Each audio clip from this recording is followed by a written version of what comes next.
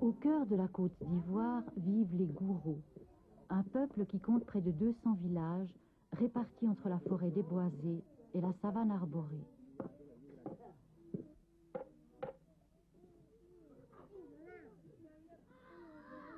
Venus du nord il y a plusieurs siècles, les Gouro étaient cultivateurs, tisserands, guerriers. Ils produisaient et faisaient commerce de kola, cette noix qui donne des forces et qui leur a servi de moyen d'échange.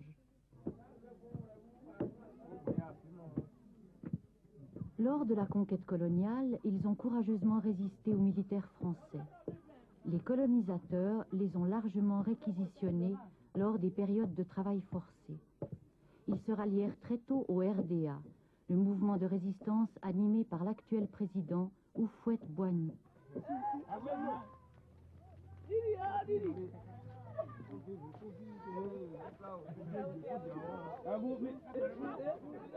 Il n'y a pas de chef chez les Gouro, sauf en cas de guerre ou lorsqu'un homme a amassé des richesses qu'il dépensera aussitôt lors de cérémonies.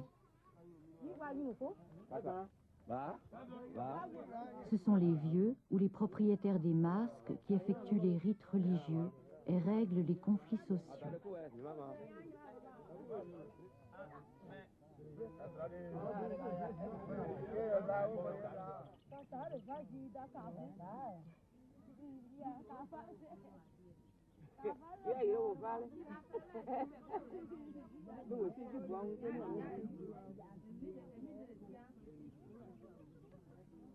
Actuellement, les Gouro émigrent vers les villes. Ceux qui restent au village cultivent igname, riz et coton. Les caféiers étaient leur principale ressource monétaire, mais ils ont maintenant vieilli et ne produisent plus.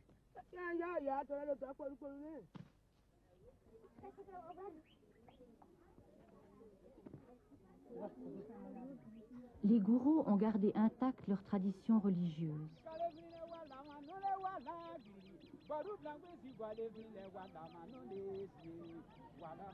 Ils sont animistes, ils croient à la puissance des esprits. Les hommes sacrifient des poulets à leurs esprits ancestraux qu'ils appellent la terre. Certains vieux le font par l'intermédiaire du soleil, représenté par une poterie à la porte de leur case. Les objets de culte importants des masques sont cachés hors de la vue des femmes, dans une forêt sacrée au bord du village. Les hommes s'y réunissent en secret. À certaines occasions, ils envoient un de leurs masques au village. À son approche, les femmes et les filles se cachent dans leur case.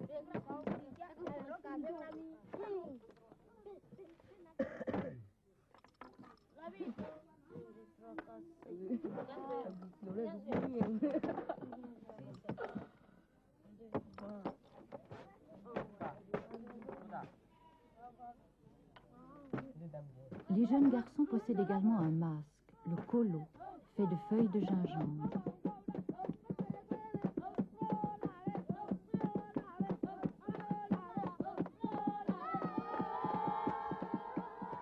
Ce petit personnage feuillu qui se produit en public pour s'amuser est très important. Il est aussi sacré que les grands masques des adultes. Ce sont eux qui l'ont confié aux garçons. Sa danse évoque le monde antérieur à la vie sociale. Elle préfigure les danses des hommes.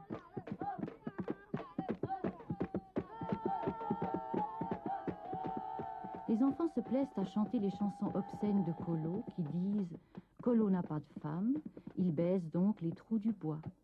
Kolo est le cabri de la termitière, il se nourrit de détritus. »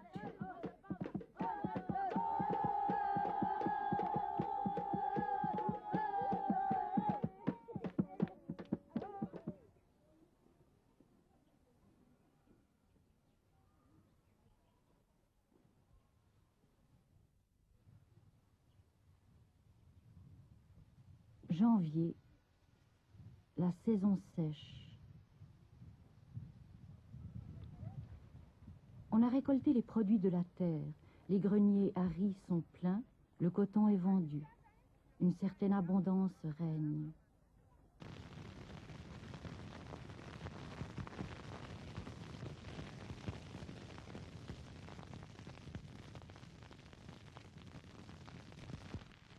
On met le feu à la brousse pour préparer les cultures sur brûlis.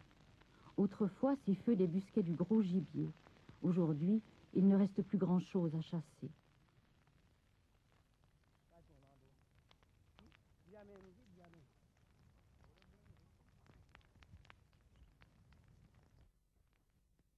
C'est la saison des divertissements et des fêtes.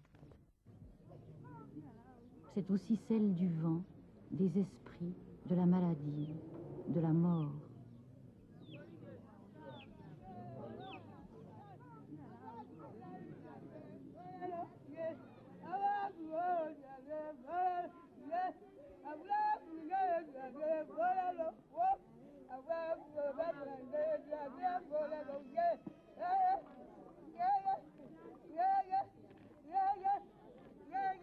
À Saint-Foifla, une vieille femme est morte.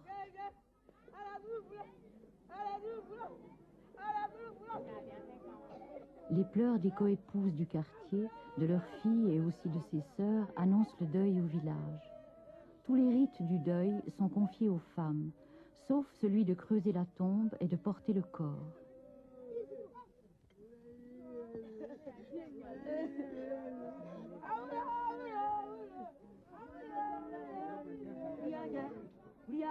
Le nom de la morte n'est plus prononcé. On dit simplement la morte.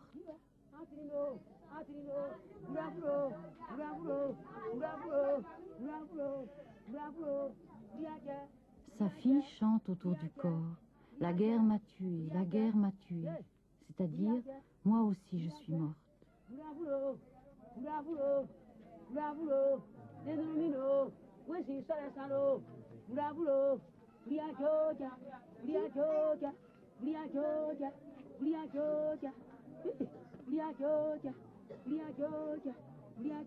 Sous l'auvent où le corps est exposé, une personne âgée appelée mère s'occupe du corps, le veille, le soigne, jusqu'à l'enterrement. C'est la dernière mère de tout être humain. On récompense chanteuses et danseuses avec de petites sommes qui représentent les biens traditionnels.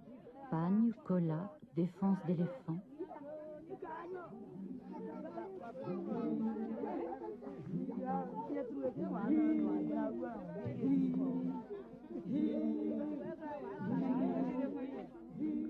Il se passe près d'une semaine entre le décès et l'enterrement. Chaque jour arrivent de nouvelles parentes. Elles présentent leurs condoléances et se mêlent aux différents groupes des endeuillés. Pour les filles mariées dans d'autres villages, tout enterrement est une occasion de retrouvailles avec leurs propres parents.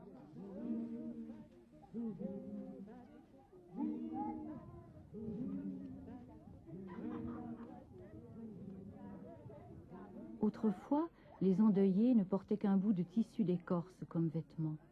Aujourd'hui encore, elles dénattent leurs cheveux et s'enduisent de bouts d'argile qui les protègent de la souillure de la mort.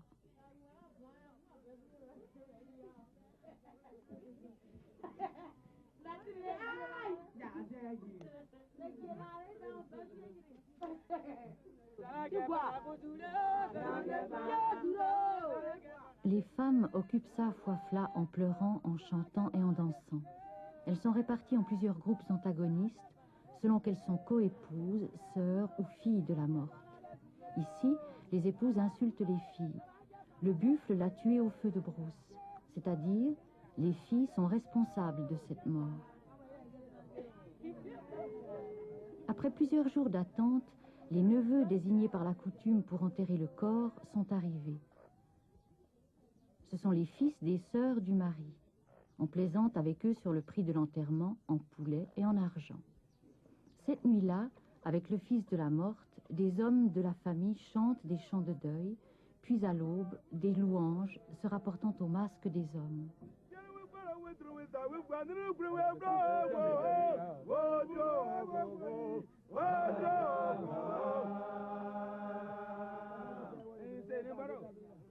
Des villageois assistent à cette veillée. Au petit matin, les enfants roulés en boule dans leur pagne se sont endormis sur les séchoirs à café.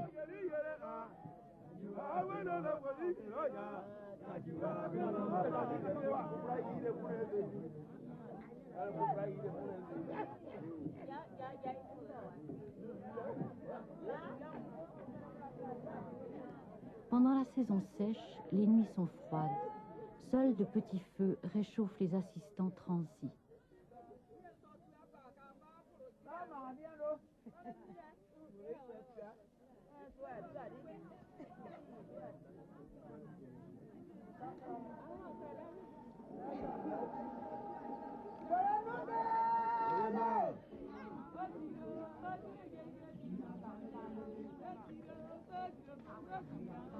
Plusieurs jours ont passé.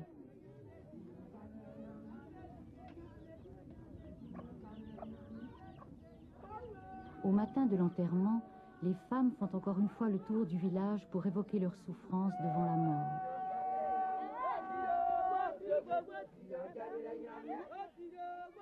Elles chantent « Garçons, père de la mort, levez-vous. La colère du propriétaire du bœuf nous emporte. »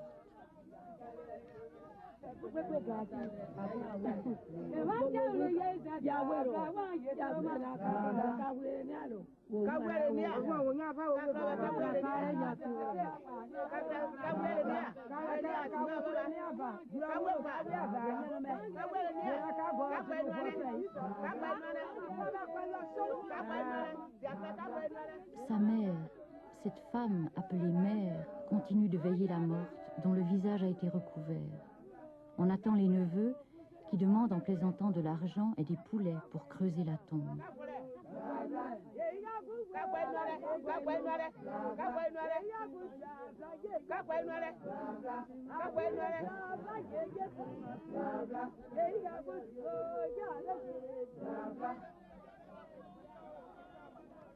Les neveux sortent le corps de l'auvent. Ils le reposent aussitôt pour discuter une nouvelle fois du prix de l'enterrement.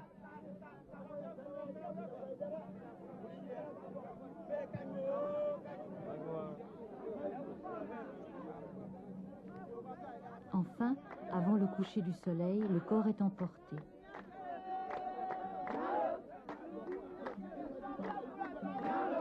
Vous avez vos forces, nous avons les nôtres, chante l'assemblée, c'est-à-dire la mort dans ce village est une naissance dans l'autre village. Des nièces portent des cuvettes remplies de pagnes qu'on enterre avec la mort.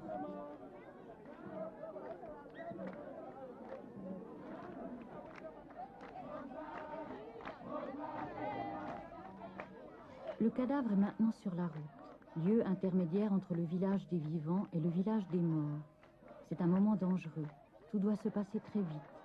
Le double de la morte rôde aux alentours. On doit enterrer avant la nuit.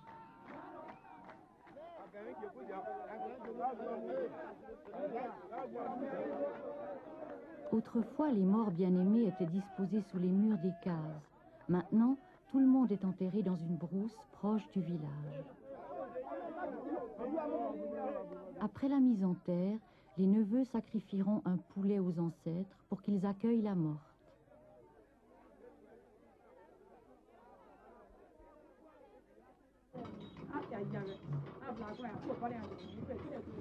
À Safuafla, la pompe est un lieu où les femmes se retrouvent à l'aube pour échanger les nouvelles. Ici, des puits ont été forés, mais dans bien des villages, les femmes font encore des kilomètres pour aller puiser l'eau des mares et doivent attendre des heures que l'eau sourde.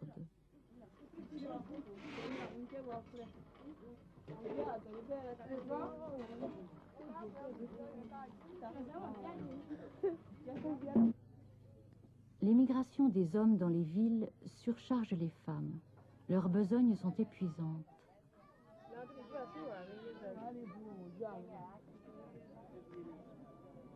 Tôt le matin, on les voit mâcher des morceaux de bois, leur brosse à dents. Certains de ces bois ont aussi des vertus aphrodisiaques ou abortives. Ils soignent fièvres et infections. Ils aident les femmes à tenir le coup lors des nombreuses nuits de veille.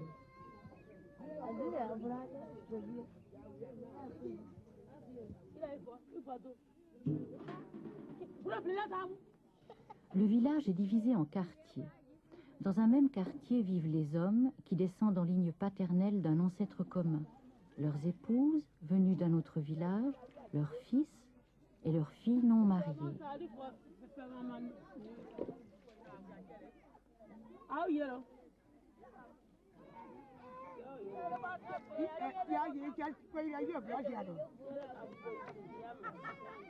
Les vieux gourous avaient souvent plusieurs épouses. Maintenant, ils ont rarement plus de 2 femmes.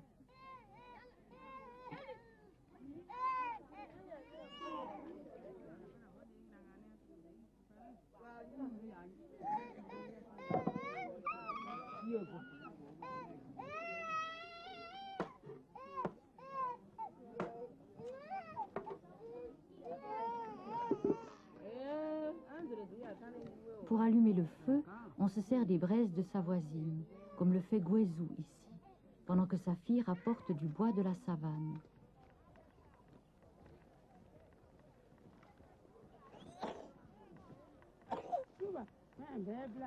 Cette famille diffère des autres familles gourous.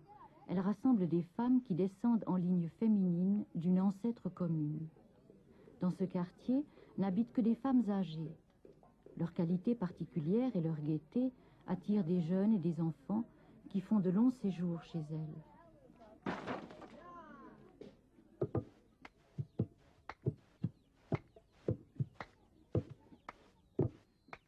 Le pilage est une corvée toujours recommencée.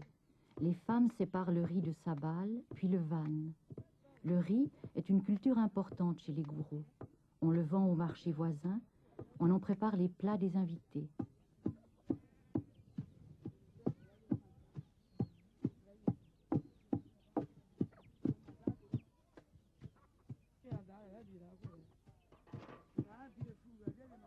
Guézou est une femme très considérée. Elle est agricultrice et commerçante et se rend à sa plantation distante de plusieurs kilomètres. Elle a une 60aine d'années. Veuve, elle est revenue vivre dans son village maternel. Elle cultive du manioc, de l'igname, du riz, de la banane, des arachides. Elle ne dépend de personne. En gourou, ces femmes indépendantes sont appelées femmes-garçons.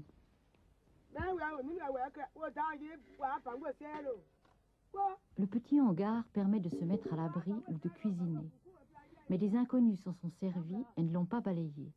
Guézou proteste.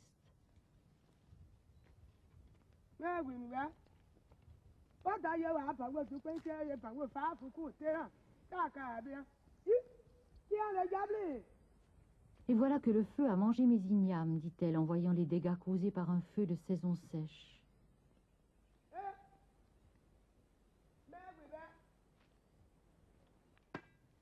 Ces tubercules d'igname, elle les a mis en terre, butés, déterrés et mis en tas dans des clayonnages.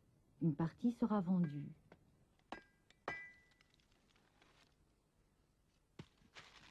Chris, un jeune instituteur, nous parle d'elle. Guézou, c'est une dame qui m'a vu naître parce qu'elle était l'avant-dernière femme de mon père. Et après quelques années avec mon père, comme elle n'avait pas d'enfant, elle a demandé à mon père de prendre une dernière femme, qui est ma mère. Et là, quand j'étais né, on m'a donné à Guézou comme si j'étais son enfant. Voilà en gros comment je connais Guézou et pourquoi je l'appelle mère.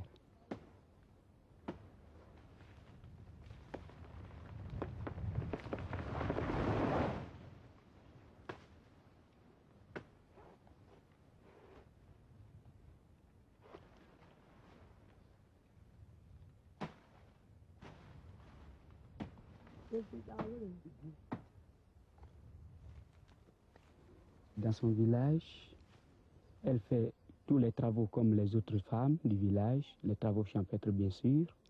En plus de cela, elle s'occupe particulièrement du canin, qui veut dire sœur en gourou, ou bien en gourou plus approfondi, coupé, donc excisé, qui est une danse sacrée des femmes. Guaizo est la présidente active de cette danse. CNE, la société religieuse des femmes initiées, comprend les femmes vivantes et leurs ancêtres en ligne féminine. La conduite des affaires de CNE est assurée par le groupe féminin de la famille de Guézou, sous la direction de la sœur cadette de sa mère.